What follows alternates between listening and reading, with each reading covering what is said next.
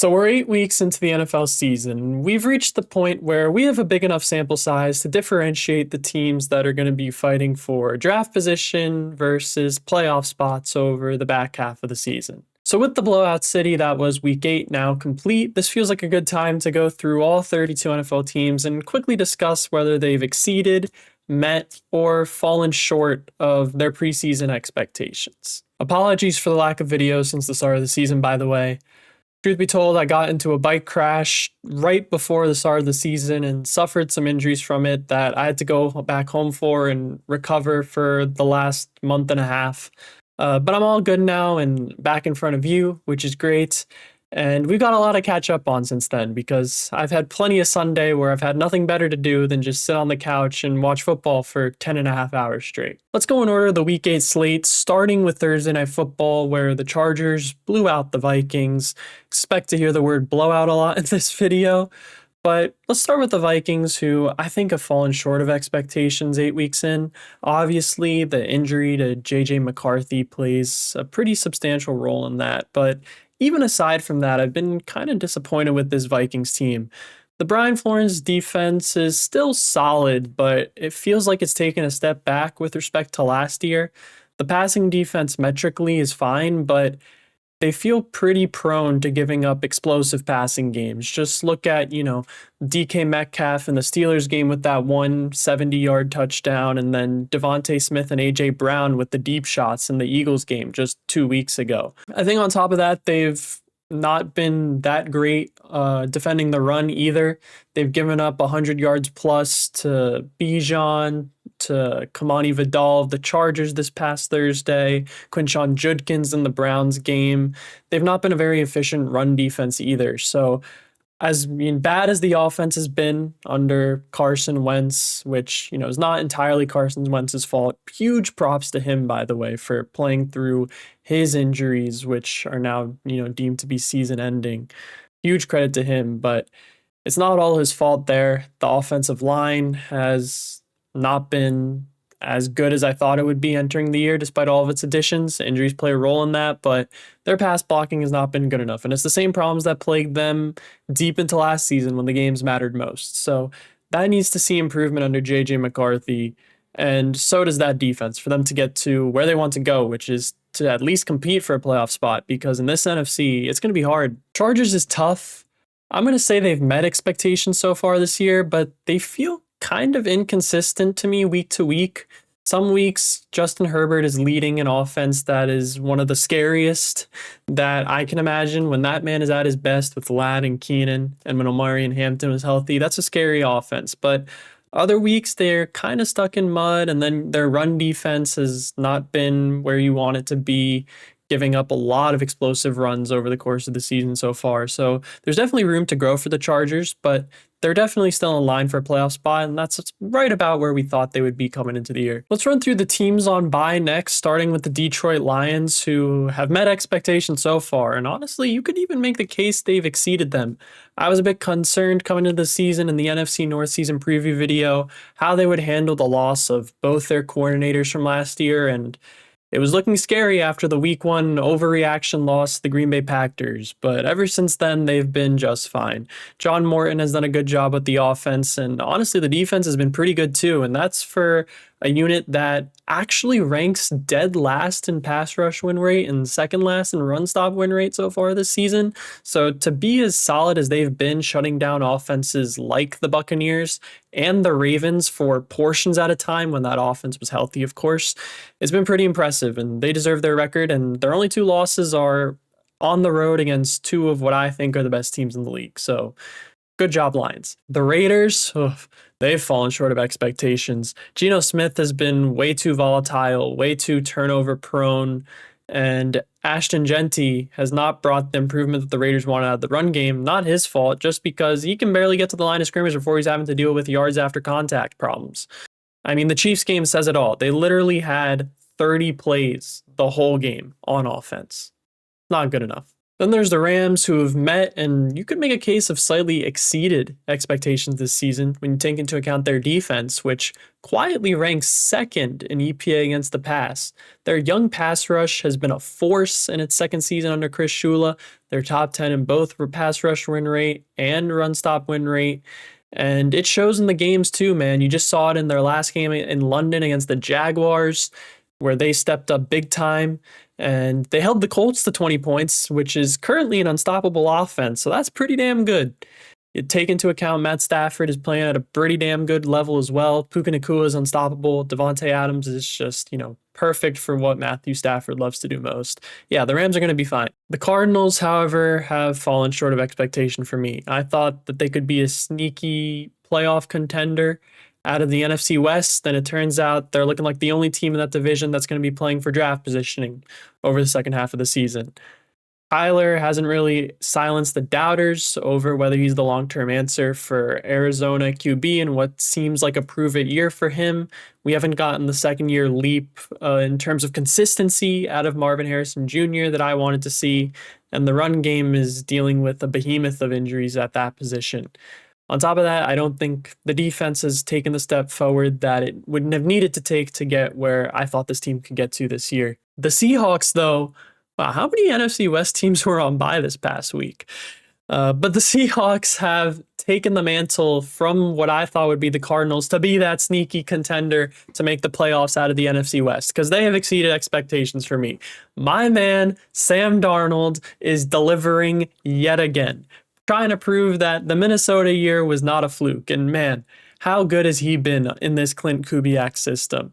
It's his play, because the run game is actually the second worst in terms of EPA per rush. So it's been him in this passing attack led by Jackson Smith-Njigba, who's having a breakout superstar wide receiver one type year, propelling this Seahawks offense to be what it is, to the point where they're a 5-2 team at this point of the year. The Mike McDonald defense has been pretty all right. The run defense is actually number one in the NFL in EPA per rush. The pass defense could use a bit of improvement, as the Buccaneers game probably entails for them, but they're in a good shape and a good position to make the playoffs. Who would have thought that? And that brings us to the last team that was on bye, and the Jaguars, who I'll say have met expectations. I don't know. They've been like a roller coaster week to week. Some weeks you have their statement win against the Chiefs where Trevor Lawrence is making headlines. So other weeks, like the Niners game, the Texans game, you have the defense being a turnover generating machine. And then you have the last 2 weeks against Seattle and the Rams where the turnovers have regressed to the mean and the offense has reverted to form of years past. You add in that Brian Thomas has kind of had a down year so far, not been good in terms of catch rate amongst catchable balls so far this year.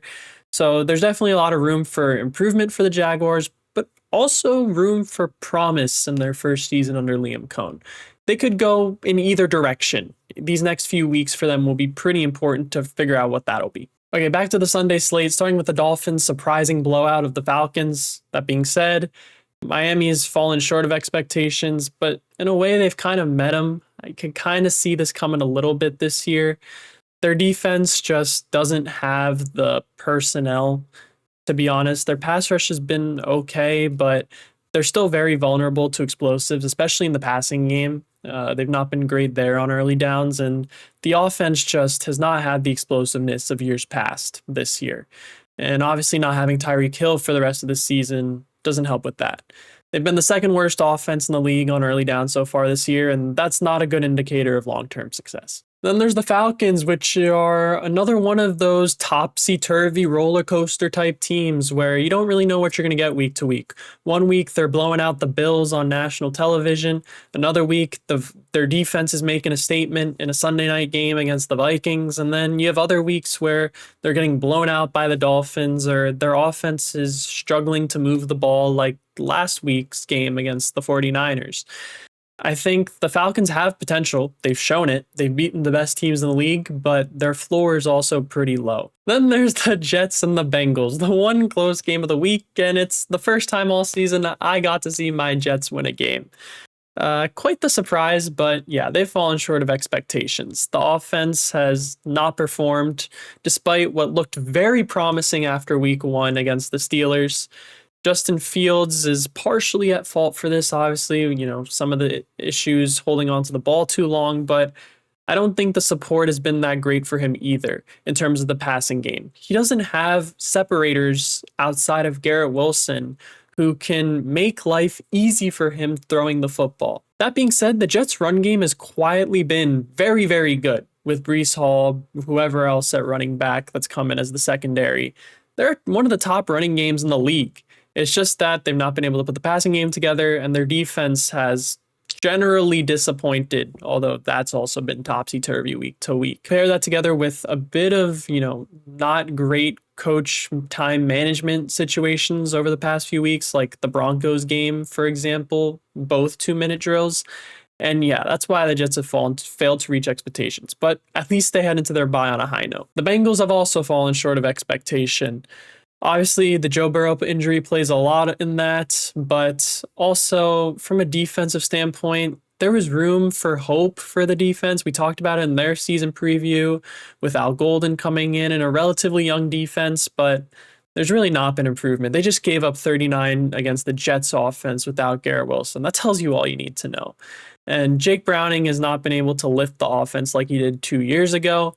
And while Joe Flacco has been better in that regard, it's, obviously not at the level that Joe Burrow would have it. And so the Bengals once again find themselves chasing the second half of the season. And with their upcoming schedule, they could really be in trouble before Joe Burrow even has a chance of coming back. We then have the Patriots' comfortable win over the Browns, and the Patriots have exceeded expectations this year. Shout out to Drake May, who is the second-year QB of this batch that has taken that leap to being what looks like a damn good quarterback.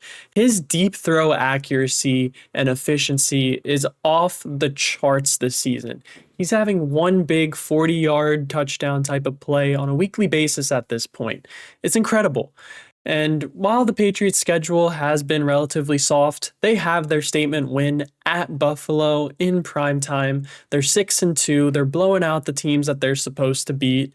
And while they've had, struggles in the run game in regards to fumbling, which is a room for improvement situation, they're in good shape, although the schedule does get a bit harder from this point forward. As for the Browns, they've kind of met expectations.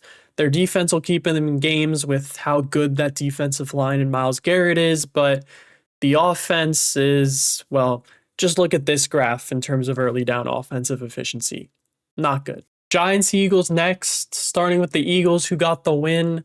I'll say the Eagles have met expectations. They've been pretty reliant on explosive plays, both in the passing game and the run game, and that is slightly concerning. Last year, maybe their pass game was a little bit boom or bust, but they always had consistency in the run game. And this year, they haven't been able to establish that consistency that made them so elite last year. On top of that, their defense has taken a bit of a step back this year. And as a result, it's been a bit inconsistent week to week. So I don't know. And the Eagles still have something to prove. And honestly, I think it remains to be seen as they start to play some of the top tier talent in the NFC over the back half of the season. As for the Giants, I'll say they've met expectations. You could make a case they've slightly exceeded them. Jackson Dart being the reason why. If he continues to prove that he can be a long-term answer for the Giants at quarterback, then the season's a success regardless. As a result, with him and Scatabo, who, prayers up to him, hope he recovers well from his injury, they have a backfield tandem that they can rely on. They hope they can for the foreseeable future, and that's a good thing. We saw when they were healthy, they were able to keep the team in games, and when the Giants can get out to an early lead, their pass rush is so good that they're a serious threat to upset anyone if they can take a first half lead. The Bills blowout of the Panthers is next. The Bills, they've met expectations. You know what they are now. Josh Allen is, a yearly MVP candidate. James Cook is cooking this year. Their offense is what it is. Their defense has been a bit up and down. They've had difficulty defending the run at times this year. Enter week 1 against Derrick Henry, 2 weeks ago against Bijan Robinson, but overall, you know what the Bills are at this point. As for the Panthers, despite the blowout, or should I say blowouts, because every loss for them feels like a blowout at this point, but they've been pretty solid in games where they have been competitive. Their offense has been pretty good. Shout out Bryce Young. Shout out Rico Dowdle for his Linsanity run with Chuba Hubbard out. Together, they've powered an offense that is improving steadily under Dave Canales. And as a result, they're relevant through 8 weeks of a season. And that in itself is progress and what you want to see from a young team growing year over year. Next, we got the Ravens 30-16 win over the Bears featuring Tyler Huntley in his season debut. And man, if only they had Huntley in over Rush for the weeks before their bye, maybe they would not have fallen as short of expectations as they have, because that offense was not fun under Cooper Rush. But even before that, you could say they've fallen short of expectations because defensively, man, I'm disappointed in them. The week 1 game against the Bills, the week 3 game against the Lions, the week 4 game against the Chiefs, every game against a contender they played, they got cooked. And so that's a concern for me going later in the season, despite the fact that Lamar's coming back and the schedule's getting softer. Like, I think the Ravens can rebound and still try and make a late run for an AFC North that honestly still feels wide open. But that defensive vulnerability against the top teams scares me for where their preseason expectations were. As for the Bears, they've been meeting expectations at 4-3. I think they're going through some of the growing pains with Ben Johnson and still being a relatively younger led team under Caleb Williams in his second season, but the promise is there. They have impressive wins like the road win against the Commanders, the blowout win against the Dallas Cowboys, and their offense, while it has been inconsistent at times, has shown you the flashes that, hey, they can be something. And the defense, while the pass rush has not been there, has also had its own stretches where it's been pretty good. Shout out to the offensive line too, by the way, which is top 10 in both pass block win rate and run block win rate. What Ben Johnson and the additions and guys he's brought in, they've all delivered. Next, we got the Texans win over the Niners in a game the Texans had to have to even stay close to an AFC South that is being run away with. The Texans have slightly fallen short of expectations. I think their defense is number 1 in the league in EPA per pass. They've been phenomenal, but offensively, we've not seen the improvement that we wanted to see under Nick Caley. The pass offense has not really been able to find its groove. Last week was the best week that it had without Nico Collins, ironically, but even still, I think we need to see more of that consistency week over week because so far it's not been great. Just look at the Monday night game against Seattle, for example. The Seahawks gave them so many chances to get back into that game, but with the constant inability to run the ball, even on 3rd and 4th and 1, and their commitment to that, which unfortunately failed, plus their inability to have, consistently find guys and big plays, especially in the passing game, it's been a struggle for them. And if they don't get their act together, then they can kiss their AFC South hopes and their playoff streak goodbye. The Niners, though, despite all the injuries that they face on an annual basis at this point, have exceeded expectations. Despite everything they face with Nick Bosa, Fred Warner, Brock Purdy, their wide receivers, you name it, they're still 5-3, and they still have some pretty impressive wins like the Falcons and the Seahawks and whatever.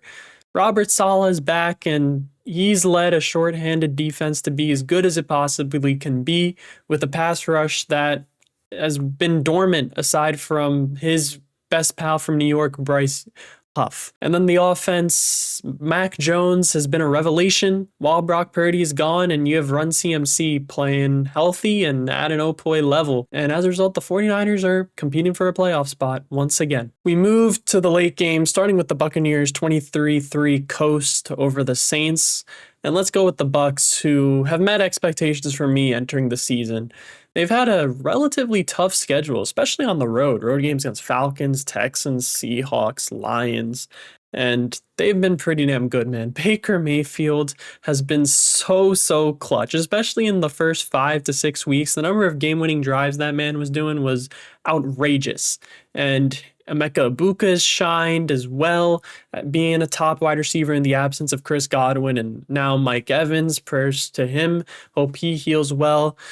Yeah, the Buccaneers are doing just fine, and although their defense has not been that great, especially against the pass, especially on early downs, they've been able to at least get enough stops thanks to some of their exotic Todd Bowl blitzes that have enabled them to do that. But getting more consistent performances from that Buccaneers defense to allow them to go play with a lead, which is something they've not really done too much over the first half of the season. That's going to really come pivotal when we get to January, which is where we're kind of focusing on with the Tampa Bay Buccaneers at this point. As for the Saints, I'm going to be honest, I've barely watched a minute of Saint football this season. I'm just not that interested.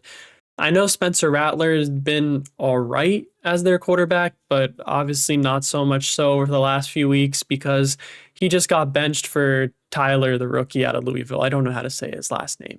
But yeah, they've met expectations. Okay, at last we hit the Colts' 38-14 blowout of the Titans, and I've been waiting to talk about the Colts all video. The surprise of the NFL this season, 7-1, best record in the league.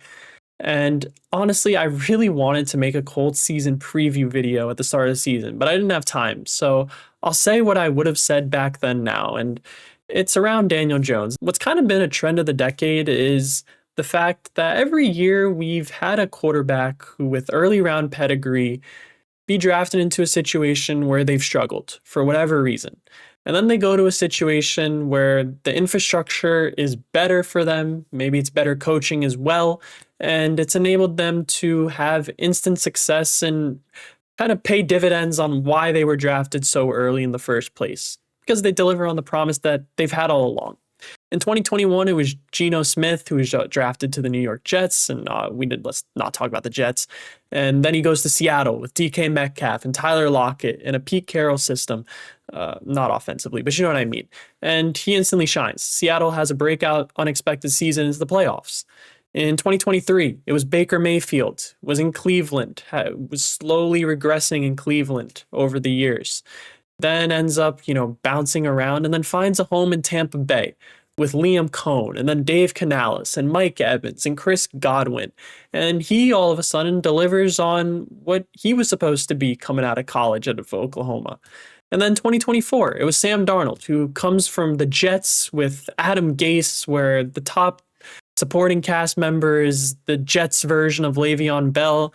And he ends up in Minnesota with Kevin O'Connell running the show, with Justin Jefferson, the best receiver in the league, as his number one receiver, and he revitalizes his career. And now look at him go in Seattle.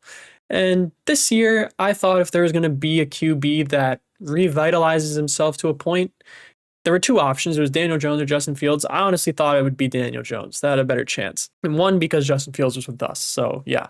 But two being Daniel Jones was going from a place where he had Saquon Barkley before, but in terms of receivers, his most notable receiver before the Malik Neighbors, for most of his tenure, was probably Darius Slayton, Sterling Shepard. And full respect to those two guys. I love them as, even as just a New York sports fan, for just their longevity as steady receivers. He never had a true wide receiver one type guy. And he goes to Indianapolis and he has Michael Pittman. He has Josh Downs. He has Alec Pierce as a deep threat. He has Jonathan Taylor, another all-pro running back in the backfield. And he has a solid enough O-line led by a stud in the middle in Quentin Nelson. And so the infrastructure is there from a personnel standpoint, by far best personnel he's had around him. And on top of that, he's an offensive play caller again. Maybe it's not Brian Dable anymore, it's Shane Steichen from the Eagles. And together, the Colts offense was not as good last year with Anthony Richardson mainly. And with Daniel Jones, is not as good last year in the Giants system. It's been a perfect, mutually beneficial relationship. And as a result, you have a Colts offense that has been as efficient as any in the league and as explosive as any of the league. You have Jonathan Taylor playing at an offensive player of the year level, but some of the holes would not also be as big if the defenses could throw 8 at the box every play and dare Daniel Jones to beat him, because he's also beating them. And the Colts are getting equally as many passing explosives. Okay, maybe not as explosive Jonathan Taylor, but you get what I mean. And you pair that with a defense that, while not spectacular, is better than it was last year with Lou Anarumo, who is a guy that I've always expected going back to his time in Cincinnati. I think a big reason why the Bengals are one of the few teams that have beaten the Chiefs in the playoffs is him elevating that defense to, help the Bengals get to a Super Bowl before he lost, a good chunk of the talent on that defense. He goes to Indy where the defense is a bit better, but is disappointed in years past. And hey, it's not elite, but it's at a level that's good enough to have the Colts where they are. And while it has been a relatively softer schedule for the Colts, they've had two prove-it games against the Broncos, and Chargers, and they've made statements in both of them. Yeah, the schedule gets tougher now. They get to play the Chiefs soon, Steelers soon, both on the road. We'll see how they do, but regardless, I thought the ceiling saying all of this would have been that the Colts would be sneaky people to push the Texans for an AFC South title. And it turns out that I was way too low thinking that because they've been phenomenal. I will not spend that long talking about the Titans, who have fallen short of their low bar for expectations, so much so that Brian Callahan is already fired. And in large part, that's because their young, early round quarterback doesn't have the infrastructure that he needs to develop to be the best that he can be. Sounds familiar? That's why they've been getting blown out almost every single game. Except the Cardinals game. How did they win that game, man? I literally had the Cardinals in Eliminator. It makes no sense. Next, we have the main late game, which is the Broncos blowing out the Cowboys 44-24. Let's start with the Cowboys here, who I'm going to say have met expectations so far this season. Dak Prescott is on a comeback player of the year campaign. He has been exceptional so far, leading this offense to be elite, even without CeeDee Lamb most of the way. George Pickens has been a great add, and Jake Ferguson is having a career year. But yeah, that defense is exactly what we thought it would be without Micah Parsons. It's not been good enough. It gives up way too many explosives. And as it stands, the Cowboys are going to be on pace to be a team that's in shootouts every week that leads them to what looks like a little bit below 500 record for the year. The Broncos are an interesting case. I'm going to say they've met expectations, to be honest, even though they're 6-2, just because kind of like the Chargers, they've not been a consistently performing team. They have exceptional spells like this last week against Dallas, like the second half against the Eagles, but they also have the Jets game and the first three quarters against the Giants and most of the game against the Titans where their offense is just not at the level that we know it can be. And even at times their defense is underperforming relative to the amount of stardom on it. But we know what the ceiling is on both sides of the ball. Fourth quarter, Giants Broncos tells you that. Eagles game tells you that. This past week tells you that. And so they're looking mighty fine to get back to the postseason. And if they can put it together and be consistent on both sides of the ball, they're honestly a sneaky threat to scare the top contenders in the AFC. You know who they are. And then we move on to Sunday Night Football, which was a cinematic matchup between Jordan Love and Aaron Rodgers facing the Green Bay Packers for the first time. And the student bested the teacher. Jordan Love, phenomenal performance. And the Packers played one of their most complete games of the season, up there with the Lions game, not above it, but up there at least. But the Packers have still kind of met expectations because similar to the Broncos, when the Packers are at their best, offensively and defensively, they have a ceiling as high as anyone, and they can scare the top contenders to win the Super Bowl and be one of them themselves. But too often, they have been playing down to their level of competition, like the Browns game, like the Cardinals game. And so if they could just put it together and be consistent on both sides of the ball week over week, they'd be phenomenal. But so far, that hasn't been the case. And in an NFC that is going to come right down to the wire, it seems, in terms of seeding. We have a lot of 5-2, 6-2 type of teams. They're going to need that consistency if they want to win this NFC North above the Lions and be one of the higher seeds as well and bring teams to Lambeau, which is a huge home field advantage come January. As for the Steelers, they've also kind of met expectations. Their offense is honestly a little better than I thought it would be coming into the year. Jaylen Warren has been pretty solid as an RB1. Kenneth Gainwell has stepped into the RB2 role. And Aaron Rodgers has been better than what he did for my Jets. Let's put it that way. Leading with some pretty good big-time throws throughout the season to make the offense better than what I thought it would be. The defense, though, my goodness. this is a serious problem for the Steelers. They just got cooked by the Packers. They've been cooked by the Jets in week 1. They've been cooked by the Joe Flacco Bengals and 23 targets to Jamar Chase. This is a serious problem, especially when you consider just how much they invested in the secondary, which is supposed to be led by Jalen Ramsey and Darius Slay. And in the division that's seen Joe Burrow and Lamar Jackson out for most of the season to this point, the division is all theirs if they want it.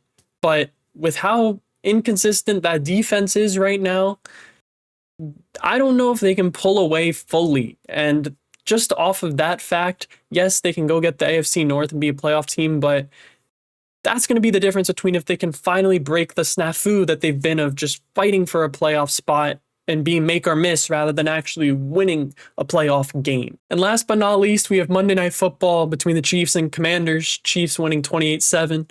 We'll start with the Commanders, who have fallen short of expectations, in large part due to the injury bug, especially with Jaden Daniels, Eckler, McLaurin, Debo, many guys on defense too. That being said, their defense has not really improved from last season. Pass defense has been struggling from an efficiency standpoint. Run defense as well has struggled, especially on early downs, allowing one of the higher success rates in the league. And so it's not been able to help an offense that has been down many of its top guys week over week. And so Jaden Daniels will be back over the second half of the season, but they're 3-5, I think. Is that right? Yeah, 3-5 in an NFC where the Seahawks, Niners, Lions/Packers look like the three favorites for the wild card, and they're already 3 games back at the Eagles. It's an uphill battle, and they're going to be asking a lot from their offense over the second half of the season to A, stay healthy, and B, deliver week over week, or else they could be in trouble of missing out of the playoffs entirely. And then last but not least, we have the Chiefs, and they've met expectations. What do you want me to say, man? How many years can we talk about the Chiefs while Mahomes is there and just not think that, hey, they'll be okay? We've seen them be way worse in the regular season and turn out just fine come January. So Mahomes is honestly playing like an MVP candidate so far over the first half of the season, and that's progression over the last couple of years for this Chiefs offense. It's the best they've looked in a regular season in probably like 3-4 years, which is a good thing. And their defense has also had periods where it's looked pretty damn good as well, especially in some of their home games against teams like the Eagles, the Ravens, the Lions, etc. So they'll be fine. And just like that, we've caught up on all 32 teams. Hit that sub button, and I'll see you around for the next video. Or stream, actually. Football Manager 26 Beta just came out, and we've been playing that on Twitch all week. So come through there, too.